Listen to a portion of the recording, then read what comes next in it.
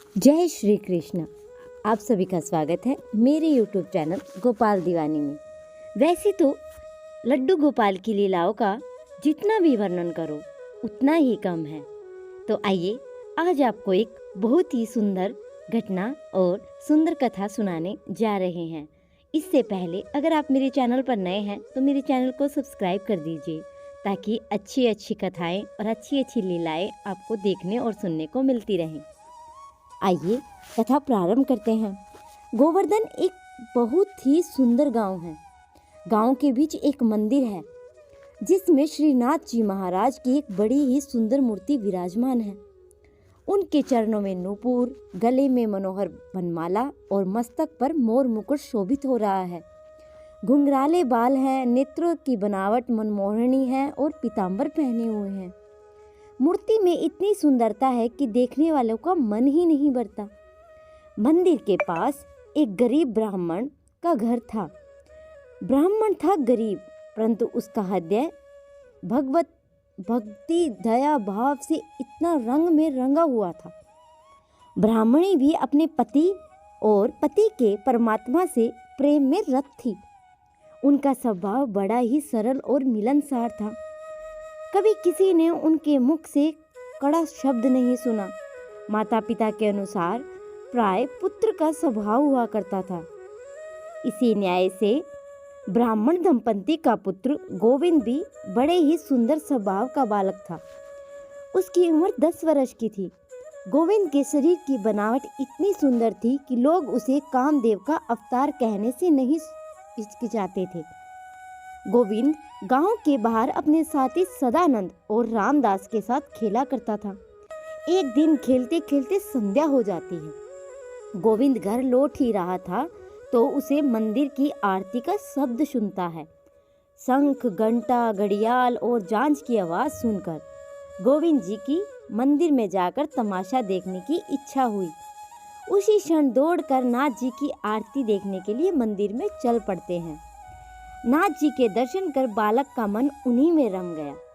गोविंद इस बात को नहीं समझ सके कि यह कोई पाषाण की मूर्ति है।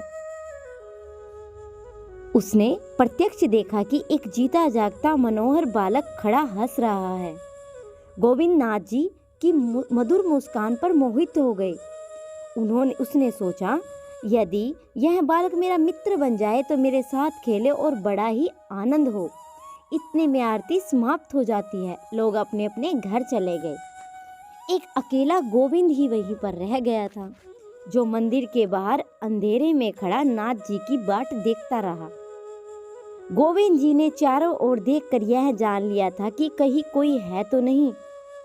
तब उसने किवाड़ों के छेद से अंदर की ओर झांककर अकेले खड़े हुए श्रीनाथ जी को हृदय से बड़ी गहरी आवाज में गदगद कंठ से प्रेम पूर्वक पुकार कर कहा, नाथ जी, भैया क्या तुम मेरे साथ खेलोगे? मेरा मन तुम्हारे साथ खेलने के लिए बहुत छटपटा रहा है। क्या तुम मेरे साथ खेलोगे नहीं? भाई आओ, देखो कैसी चांदनी रात है। चलो दोनों मिलकर मैदान में गुल्ली डंडा खेलेंगे। मैं सच कहता हूँ भाई, तुम्हें कभी भी झगड़ा या मारपीट नहीं करूँगा। सरल हृदय बालक के अंतकरण पर आरती के समय जो भाव पड़ा, उससे वह अंत मन हो गया। परमात्मा के मधुर और अंत प्रेम की अमृत मलु वायु से गोविंद प्रेम में मगन होकर मंदिर के अंदर खड़े हुए भक्त प्राण देख कर गोविंद उसे रो रो कर पुकारने लगे। बालक के असूक्ति शब्दों ने बड़ा ही काम किया। ये यथा माँ पद्म गढ़ते तास्वधव भजामयम की प्रतिज्ञा के अनुसार नाथ जी नहीं ठहर सके। भक्त के प्रेमोवश ने भगवान को खींच लिया।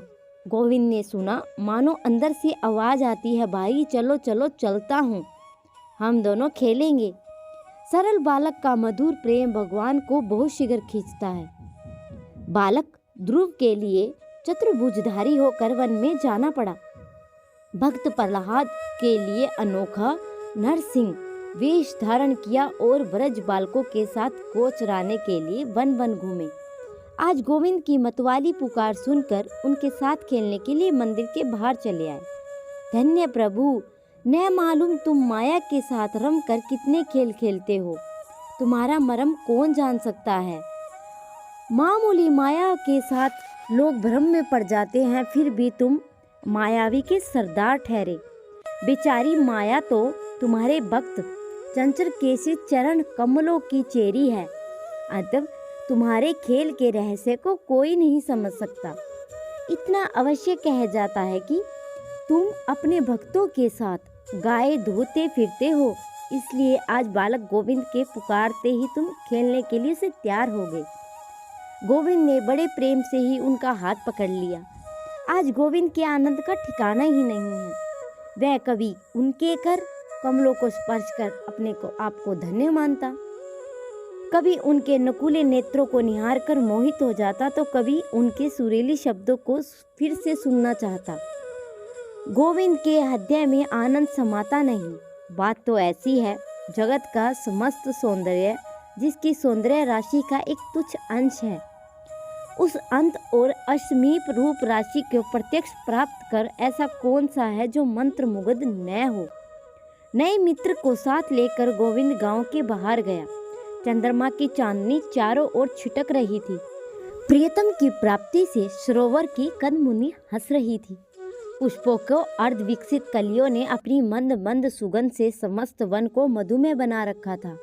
मानो प्रकृति अपने नाथ की अभ्यर्थना के लिए सब तरह से सज धज कर भक्ति पूरी पूजा पुष्पांजलि अर्पण करने के लिए पहले से ही तैयार थी।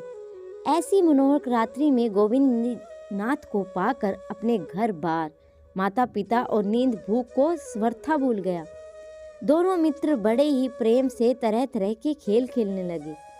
गोविंद ने कहा था कि मैं मार पीट और झगड़ा नहीं करूँगा, परंतु विनोद प्रिय नाथ जी की माया से मोहित होकर वह इस बात को भूल गया। खेलते खेलते किसी बात को लेकर दोनों मित्र लड़ पड़ते हैं।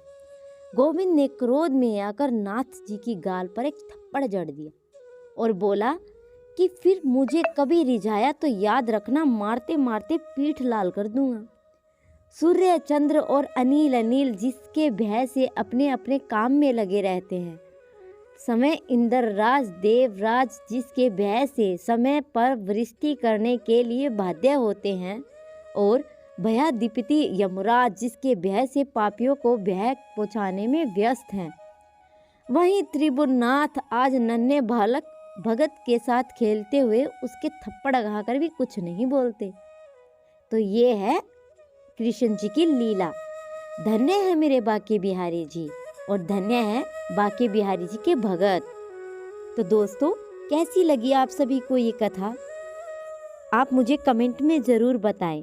अगर मेरी वीडियो अच्छी लगी हो तो मेरे चैनल को सब्सक्राइब करें और वीडियो को लाइक करें, और कमेंट में जय श्री बाके बिहारी अवश्य लिखें।